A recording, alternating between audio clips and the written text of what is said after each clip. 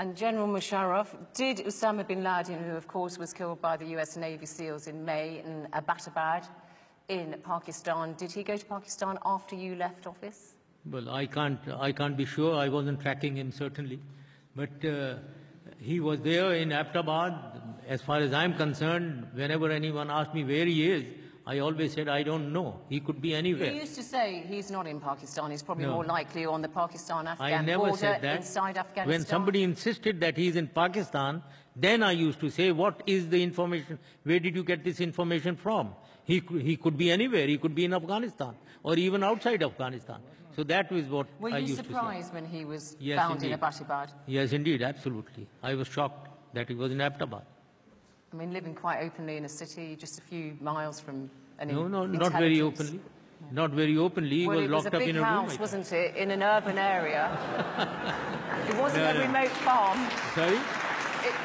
He wasn't living in a remote farm. It was quite a big townhouse he was living in, quite conspicuous. The best place, the safest place is in a thickly populated place. This is a town. All tourists into the mountains of Pakistan go through Abbottabad, a population of 600,000 people. And there are civilian and military people all mixed and stay together. But President, at least you better recognize that he was benefiting, bin Laden, of some complicity. This is impossible to believe that he was isolated, close to the barracks and close to the army and etc. So I understand your answer, but honestly... Well, I think